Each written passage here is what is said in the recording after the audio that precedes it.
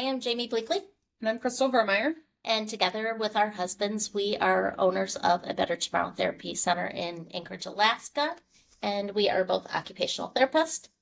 And today we're going to talk about those times that we plan something fun, we go on vacations, we have holidays coming up, and our kids just turn into monsters and self-sabotage all of our fun. Side note, it's not always our kids. I have a husband who also doesn't deal well with transition. So to plan an event, by the time we get in the car, I am in tears almost every time. And then we get done with the event and he's like, that was actually kind of fun. And the kids are like, that's great, let's do it again. And I'm like so mad at everybody. You all stress me out. And I'm like, I put in time and effort and you guys I don't even want to go anymore. So why do our kids ruin a perfectly good day? Because they're little buttheads. No, not really. I mean, sometimes, but yes, sometimes. Sometimes. I mean, it relates a lot. We were talking about all of the emotional responses and our automatic responses. And I think it comes back to that is we as humans thrive on routines and our brains are structured in such a way that we want to keep things the same. We want efficiency. The brain just wants efficiency. It wants it to be predictable and routine and safe. Safety is a huge piece of it. And anything outside of the realm of that is our normal routine, even if it's supposed to be very fun, a fun adventure to the playground and everybody gets mad on the way there and it's a whole thing. It doesn't necessarily matter what that change in routine is. Some are going to spark different reactions, but the change in normal and what's expected can be very triggering. So, and this kind of goes into when do you give kids advance notice? Because I have one kid who perseverates on everything. And if I tell him in advance, we are counting how many plane trips we're going to be taking and how many days is it going to be and are we going here and what's going to happen, and I need to know all of the details. I have a second child who takes longer to process. So if you don't give him advance notice, you're 3-4 days into your trip or vacation or whatever before he's like, hey, we rode on an airplane. And you're like, yeah, we did, buddy. Yeah, we did. So kind of knowing your child that way too. And when do you give them advance notice? When do you just kind of spring it on them? Mm-hmm. How do you give them advance notice? And how do you prepare for whatever might come, regardless of which way you go? So, in our household, we use a lot of chains. So, I will have the kids do the activity to count out how many days before we leave. Paper chains, yeah, not whips and chains. Whips and chains. Beat them into submission. But we'll have them cut out the papers and staple them together and make the chain. And so they are part of that process. And we can discuss during that of this is how many days before we go. And this is how many days we're going to be gone. And we also do this if one of the parents is going to be out of the house. So they know dad comes back in 3 or 4 sleeps. And we can kind of keep track that way. So they have that visual along with the way their brain is processing all of this information. Yeah. You guys were the ones that did the hugs and kisses too. Do you guys still do that? Because that was really cute. We will do that also. So a couple summers ago, I did a lot of traveling. And the kids were younger then. So the ones that are 6 and 7 now were 3 and 4. 3 and 4, yeah. Like that. So they were younger. And what I would do, I took a jar and put hugs and kisses in. So each kid got a hug and kiss before they went to bed every night. So when the jar got empty, that my mom was coming back home. That was a nice way too, that my husband could adjust it as my plans adjust and fluctuate. Yeah, because there was at least one trip that was an unknown amount of time. Yeah. And that wasn't an exact end date. And so that was really helpful. And they came and stayed at my house the one time, which is why I that popped into my head. And it was really cute because the boys were like, do I get my hug and kiss from mom? And I was like, yeah, you do. Here you go. Because dad had packed them in a little baggie for me to be able to give them before bedtime, before the whole wind down evening routine. And it was cute because they both ate them and they're like, I love you, mom. And would eat it. And they were super sweet about it. And the one more anxious one more so than the other one, he just he was following along, but his processing again is a little slower. But it was a neat idea. And I was like, this is such a good concrete idea. So like things that you can do, like the paper chain or hugs and kisses or something along those lines, where it's a little bit of support that is fairly easy to maintain, is helpful. Helps their little brains. Helps the brains, yeah. So that helps too. I also have kids that do the flip side. So if I can take my kids out camping for a week, they are phenomenal until we get back home. But being out of their routine and being out of the normal, especially the one that takes longer to process and stuff, does better being outside the home.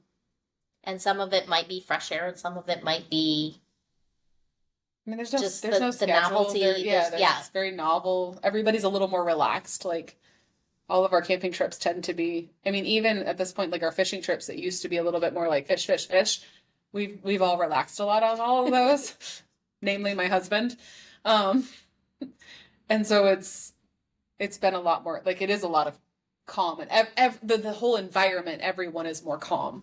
And whether you're going with friends or just your family and stuff, everybody has that, like the peace of being in nature and around a fire and hanging out and having a looser schedule.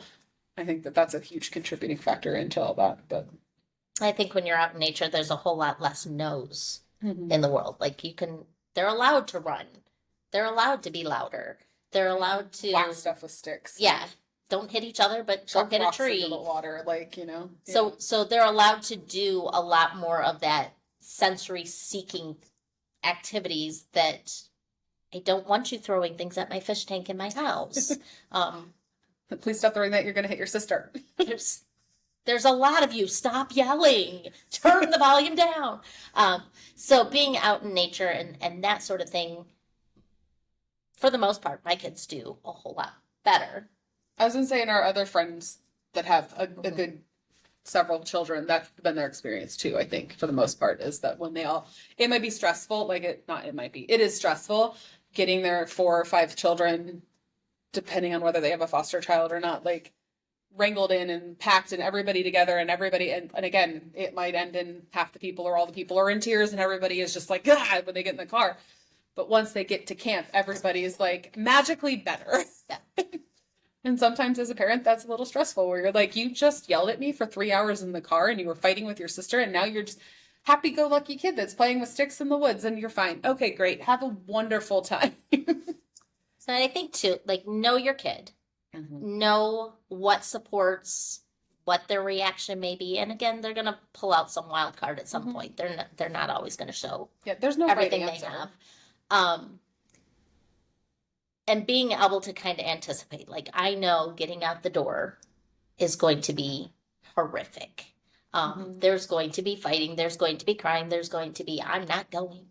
I say there's always, like, my kids are older now, so like, it's not an issue anymore. But like when they were younger, there was always that, like, there's the stress and the fighting, and I'm trying to get everybody everywhere on time, and then somebody's not wearing pants or whatever the case is, like. I need shoes. I need shoes. Why are you in the car without a coat and shoes? Like, please go. It's like late October. Like, what is happening? Or we're going for an outside event. Dude, why aren't you wearing like actual pants? You have shorts and a t-shirt on. You're going to be cold. And no, I'm not. Beg to differ. Go get different clothes. All the different things that used to happen, but it was always fun when you got there. And eventually, so that stuff's still like in my brain when I think about it. I'm like, oh, okay. And know that it is a season. Like, there is some of that too. Like, it's a long season. Like, parenting is a long. You've raised humans to adulthood. You know that too. And then you started over. You extended your season. You said repeat. But there is a lot of that too. And I remember being in those really hard moments, and there was a lot of just having people that had older kids that have done it, and it being like, okay, no, I need to also know that one day it won't be this hard, that it'll be a different hard. Like every new level is a new thing. Like there's always something. But it won't be this hard, and I won't have these moments again. And even if it's stressful, like that was a good thing for me to like get through that and get my own regulation. Was like, I'm going to miss this one day. I may not love this right now. This is not the season. I'm not enjoying this moment. But this is a moment and not every part of the season. So I think too, there comes the challenges when your kids are different. My two oldest, like my son was the adventure seeker. My daughter was perfectly happy to sit on the couch and read a book. So when we go on vacations and when we plan things, it was challenging to be able to find a good fit that both of them were going to have a good time. Um, and sometimes that meant dividing and conquering as a family. Mm-hmm. And Jay and Bailey would go and they would be in the lazy river all day while Drew and I hit the roller coasters and the water slides all the things. and did more of the adventures. And then kind of coming back in the afternoon. Like Jay will say, like one of his most memorable favorite vacation memories. Bailey had gotten sun poisoning the day before on a fishing trip. She was absolutely miserable, and she shut down the Shamu show at SeaWorld.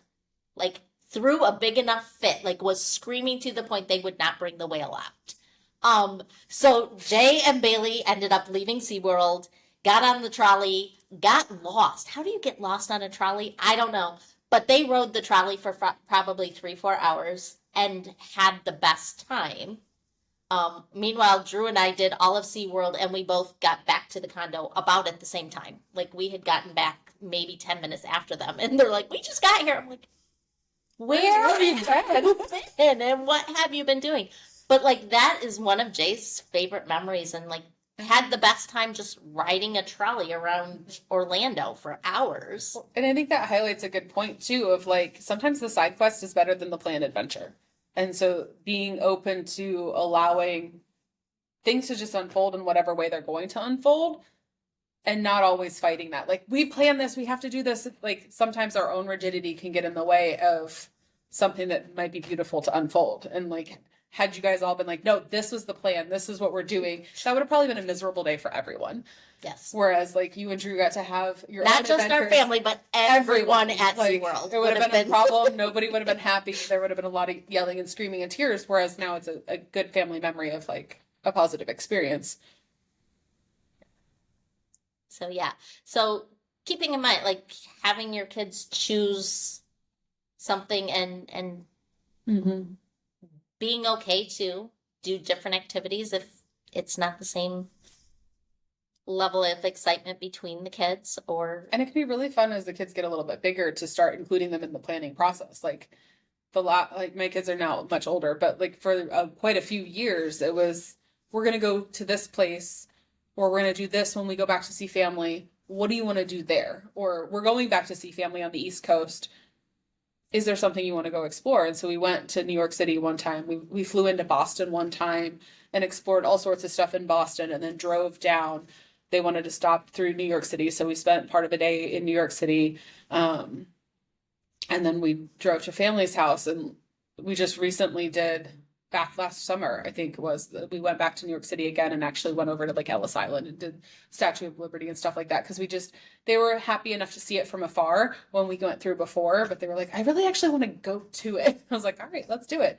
And so being able to include them in that process helps in a lot of different ways, because it gives them some buy-in. They're invested, they're engaged in that. But I think then also it helps them with some of that planning as they head into adulthood of like, trips aren't just this magical thing that just happen. Like, you actually have to plan them and you have to put them together and put all that pieces together. So as they get into those teenage years, helping to layer in some of that responsibility, even if they're not like fully responsible for it, can be fun ways to keep the connection and get good conversation and have really nice experiences on your trip, because it's not just like mom's forced family fun, we're going to do all these things, but also like, this was talking to my children, haven't you? You and your children have talked about your forced family fun trip. I would say too, like as a parent, doing your absolute best to stay regulated, which preaching to the choir right now. Yeah. Because we are not great at that all the time. We have our moments. And I like to have things planned, and I our our trip to Boston, we went to the Children's Museum and they had the big Clifford dog inflatable in the front. And Drew had an absolute fit that, like, this was for babies. I don't want to do it, blah, blah, blah. Got him inside. He had the best time. So sometimes it's being able to kind of hold your space, let them throw their fit, let them get past that transition to discover, hey, like, wow, this was cool, this was fun. Yeah, I mean, I drug Carter onto a ride at Disneyland in the same fashion. He had been done. Like, it was just a long day. We had a fast pass to get into the Toy Story ride. He had wanted to ride this ride all day, but it was finally time to do it, and he was over it. And he was like 9, I think, at the time ish. And so he had his like flop. I'm not doing a dang thing. I'm just gonna sit down at the end. And I'm like, buddy, we gotta go. And like, our fast pass isn't gonna function. And so like, we have to go. And everybody else had already gone, so we had to go catch up with everybody else. Because I'm like, there's no point in everybody waiting. It was a trip with our family, my brother-in-law and his wife and kids, and my mother-in-law. Like, I'm like, just go. We'll get there eventually. And I was trying to like calmly do all the things, and finally I'm like, let's go. And I just hauled us through. I held his arm up on the thing. My fast pass, his fast pass, and away we went. And he loved it. Like, it was an absolute drag out. He was throwing a tantrum the whole way through the line. People looked at me like I was insane. And then we got there. Evil and you we are, rode forcing it, your and kid he to was have and then he's fun. like, can we ride it again? And then thankfully, like, at that point, like, there was enough time we could ride it again. But I was like, yes, we can. Do you know how much of an effort it was to get you in there? And he's like, I am sorry. Yay, let's go. So we got to ride it again, and then everybody also moved on. I don't think everybody rode it again. Some people did. So our kids are kids. They're going to have rough times. They're going to have a hard time with transitions. You know, trying to find those sweet spots where, you know, my kid does really well in nature. Let's do more nature walks. My kid has a hard time with crowds, so we're gonna pick a time that there's going to be less people to do X, Y, and Z. And so knowing your child, knowing what those triggers are, knowing yourself and what dysregulates you, and trying to have strategies in place there. And Yeah. it may be, you know, putting in some headphones on your way to the place where everybody's whining and crying and being cranky. And then basking in that, like, end result of like, that was so cool. Can we do this again next year? Can we, like, do you remember wins? Yeah. Because they're gonna be there. Yeah, they are. And I think giving a little bit of being flexible and like having some buffer space around big events like that is going to be really helpful too. Like, it's probably not in everyone's best interest to hyper schedule everything, but to have some plans, but have some fluidity of that and be willing to compromise and adjust as needed, and know when to stand your grounds. Like, it's a whole And process. for our kids that are from hard places, from our adults that are from hard places, sometimes the sabotaging comes from, this was an awesome day. It was absolutely great. Something's going to happen. I want to be in control of it. So if they throw their fit, if they complain and tell you how terrible everything was, they are in control of that shoe falling. They're in control of when something bad happens, versus their history shows this is going to happen. So being prepared for that too. Like, there's so many foster parents that are like, we had the best day ever, and my kid came home and broke the TV. And it is really about that, like, safety and control and or guilt. Like, there are some that it feels guilty to have a good day, or like, my son will still bust out occasionally with feeling super guilty for all the privileges and the things that he has in his life, and like the support that he's had and different things. And it's like, no, buddy, like, we've worked really hard to get you these things, to give you the support to be able to have these experiences or whatever the case may be. But in his brain, it's like, who am I to deserve all this goodness when there are people that don't have that? And so it could, like, there's guilt, and there's a safety, and there's the need for control, and the I'm in charge of all of this. That there's a lot of backstory that might be happening unconsciously without even thinking about it. Yeah. So knowing your kid's story, knowing what might be playing into that, and taking that into consideration too, that they're not just trying to be buttheads. Yeah, usually not. sometimes, but not like usually there is some Even if kind they're of, telling you, like, yeah. because there are experiences where the kid might even be, I'm gonna do this because of blah blah blah blah. Yes, that is premeditated. Yes, that is behavior. Yes, that is annoying. Everybody But for the all, rest of the yeah, day. but also that comes from a place of dysregulation. It is not specifically just I am being a butt to be a butt, even though I am using some of that language and I'm putting myself out there in that way. There is a place that triggered that response, and that is still a response versus or like a reactionary response versus a thought out, premeditated plan of destruction and chaos. So Built out of chaos. Like, it didn't come from a calm place making these plans. It came from I'm upset and I'm frustrated and now I'm going to do this. No, you're not. Like, knock it off. all right. Well, thank you for joining us. Hit the like, subscribe, share button, and we'd love to hear your comments. What has worked for you when there's been transition in your life, whether it be holiday time, when everything is turned upside down in the school system and they're having parties and all of this different dysregulated, and then we give them a week off where they're at home, and then we tell them they have to go back to school. So whether it be holidays or family vacations or summer times when we're out exploring this beautiful state that we're in, for those of you in Alaska, the others, I'm sorry, it's beautiful here. But share with us. We'd love to hear from you. Thanks.